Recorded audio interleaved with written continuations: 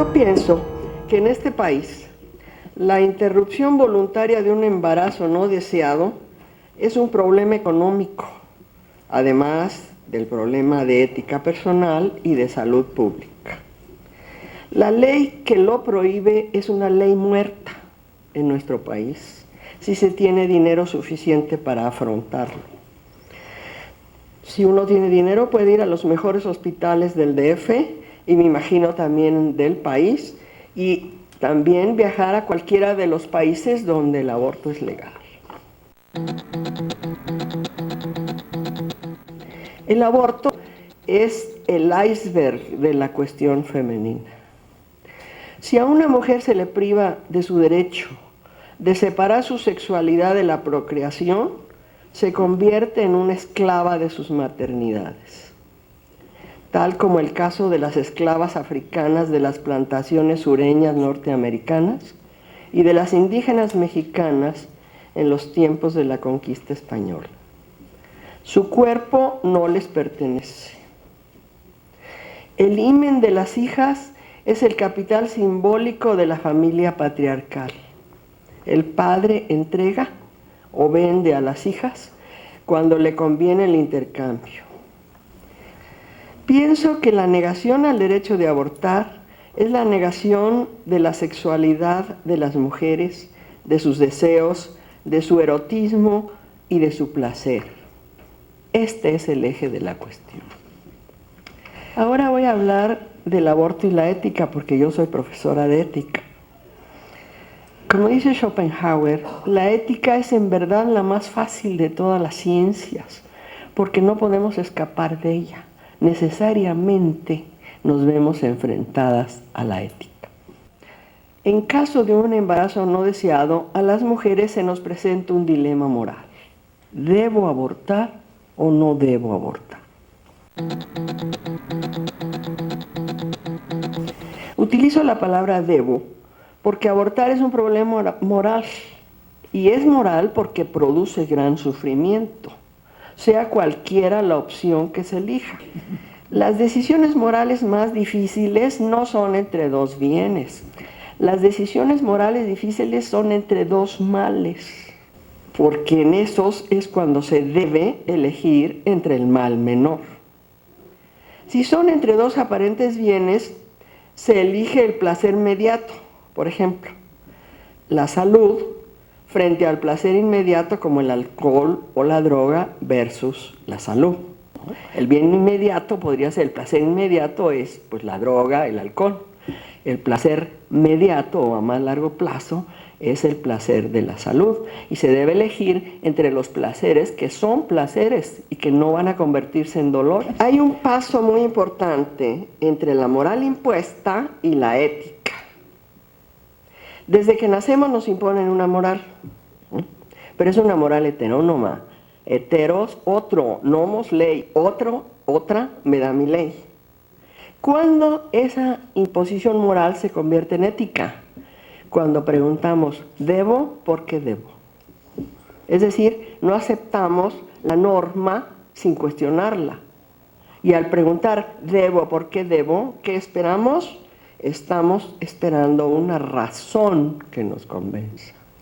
Una razón que podamos decir, ajá. Eso es lo que mi maestro Robert Hartman llamaba la experiencia del ajá.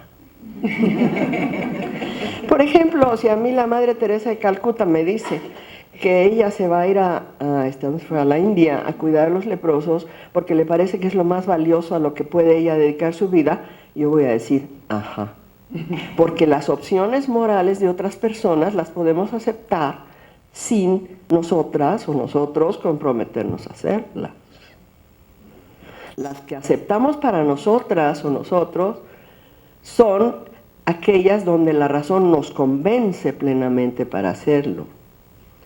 En ese momento nos convertimos en personas, porque no se puede ser persona si uno no decide su propia ley, si no es autónoma. Autos yo nomos ley, lo bueno y lo malo de mi vida yo lo elijo.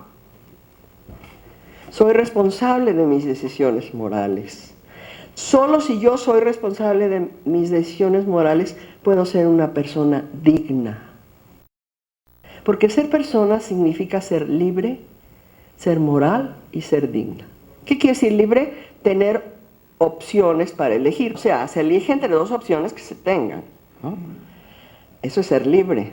Ahora, moral quiere decir todo lo que me sucede lo califico, lo evalúo. Lo que ustedes están haciendo ahorita, ustedes están evaluando lo que nosotras estamos diciendo en esta mesa. Lo están calificando ¿de acuerdo con qué? Con su jerarquía de valores. Cada quien tiene su propia jerarquía de valores. Para convertirse en una persona autónoma hay que hacer explícita la jerarquía de valores. Se conocen las jerarquías de valores propia y de las demás personas mediante nuestras actuaciones, no lo que decimos. Eso lo sabemos muy bien de los políticos y las políticas. Hay que verlos actuar y ahí es donde vemos sus jerarquías de valores. Y las jerarquías de valores no son inamovibles, son criticables. Por ejemplo, para ponerles un ejemplo muy obvio, en la Edad Media el préstamo con interés era pecado. Ahora, pues es la gloria. Entonces, los valores van cambiando, las jerarquías de valores van cambiando. Cambian de acuerdo con las épocas, las condiciones históricas, las situaciones sociales y la edad. La dignidad de la persona depende de los actos de la persona, no de lo que dicen de ella o de la critican. Nuestra dignidad, que es nuestro valor, está dado por nuestras acciones. Por eso Sócrates dice, nadie daña a la persona de bien. Si a una joven o a un joven lo violan, no le lesionan su dignidad. Su dignidad se lesiona por lo que la persona hace, ¿no? En la violación especialmente, en donde la víctima se convierte en delincuente, la víctima tiene que tener clara que su dignidad le pertenece. Nuestro valor no está sujeto a lo que los otros o las otras nos hagan. Está sujeto a nuestras decisiones morales.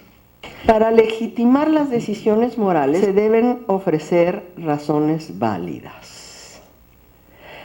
¿Ante quién se deben ofrecer estas razones válidas? En primer lugar, es a la propia conciencia moral, porque ustedes, estoy segura que saben, que el último tribunal de las acciones de las personas, independientemente de su religión, es su conciencia moral. Ahora, uno nace con una conciencia moral que va formando. A la conciencia moral hay que educarla, porque uno se equivoca en sus decisiones, son las más difíciles. Entonces hay que educar la conciencia moral. ¿Cómo se educa la conciencia moral? Estudiando ética o leyendo literatura también. Hay unas grandes lecciones de ética en la literatura, ¿no? El segundo tribunal es nuestra comunidad. Ahora, nuestra comunidad no es la gente que está en el aeropuerto, ¿no? ¿Qué quiere decir comunidad? Aquellas personas que persiguen el mismo fin que persigo yo. Entonces no se nace en una comunidad y se va uno cambiando de comunidad de acuerdo con la manera distinta que va teniendo de sus propios valores. Y por último, las decisiones morales se justifican si las creencias religiosas así lo requieren. Porque no hay que suponer que todo el mundo tiene las mismas creencias religiosas. Y no pueden imponerlos las creencias religiosas si no compartimos esas creencias religiosas. Pero sí las respetamos, ¿no? Entonces, repito, únicamente si soy una persona autónoma puedo tomar decisiones morales que me conviertan en mejor o peor persona. Mi valor, es decir, mi dignidad, está construida por mis propias decisiones morales. Indudablemente mi conciencia moral puede equivocarse. Mi conciencia moral debe ser educada, como decía, y para no caer en lo que Sartre llama la mala fe, que significa echarle la culpa a otros o a otras de mis propias decisiones morales. Mi mamá tiene la culpa. Eso lo he oído yo porque tengo muchas hijas. Las razones válidas para las decisiones morales se fundamentan en mi propia jerarquía de valores, pero conscientemente asumida, hecha explícita.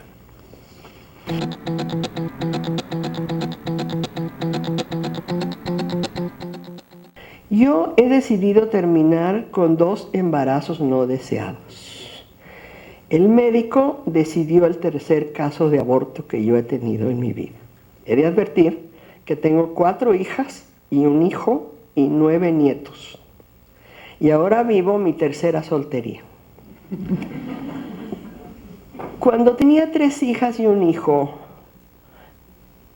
mi matrimonio, después de un tiempo, mi matrimonio estaba en problemas.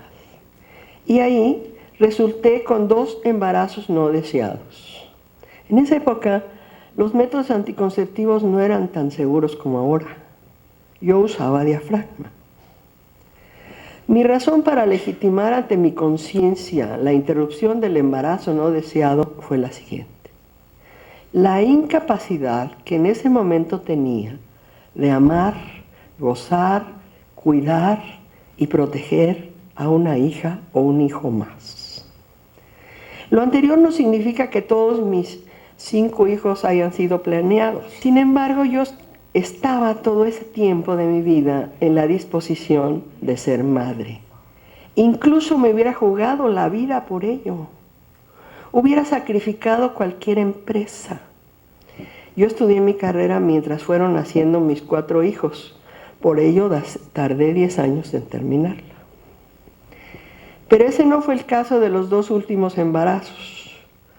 Cuando le comuniqué mi decisión a mi esposo, en los 2 casos la aceptó. Me acompañó alegrado y lo pagó. Puedo decir que se portó como un verdadero compañero. Es lo que una mujer espera de un compañero. El tercer aborto lo decidió el médico. De no haber sucedido no estaría yo aquí, porque tuve un embarazo extrauterino cuando tenía 40 años. Por último, he de decirles que en contra de la voluntad del médico, ya con un solo ovario, me embaracé voluntariamente de nuevo y tuve a la última hija, que es la hija deseada, que ahora tiene 30 años y ya es madre, a su vez de la que le llamo la huelguita, que es mi última nieta que nació el día que estalló la huelga estudiantil universitaria del 99.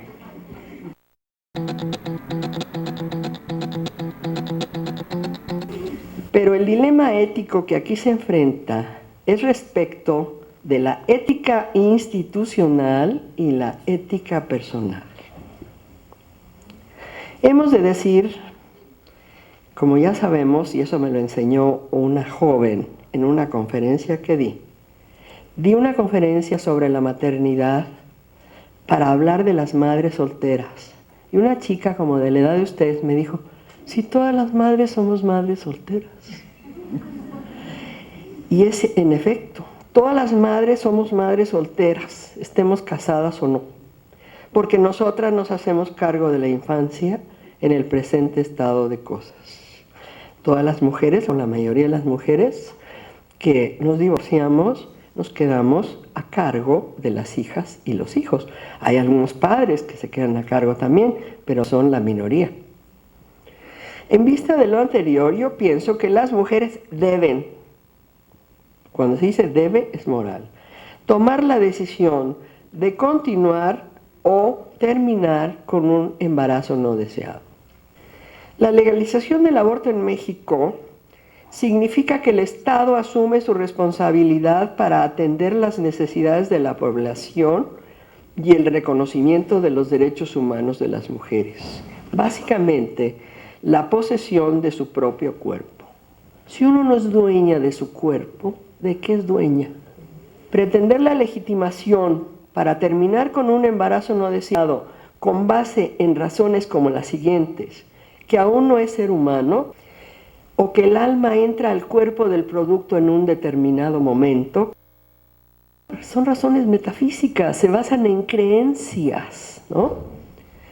Hay muchas razones metafísicas como las anteriores, pero estas son legitimaciones que proponen los hombres en el poder. Y cuando digo los hombres, no digo las mujeres, los hombres. Puede ser que algunas mujeres también en el poder. Generalmente son sacerdotes o médicos que desean apoderarse de nuestro derecho al cuerpo. Porque el propósito de esas personas no es que las mujeres sean felices, sino impedir que nos apoderemos de nuestro cuerpo y que nosotras digamos cuáles deben ser nuestros placeres. Que nosotras decidamos qué significa para cada una de nosotras ser feliz y digna. Si tenemos el derecho de separar la procreación del placer erótico, entonces seremos libres. Porque, y es lo último que voy a decir, el que controla tu placer, te controla a ti. Gracias.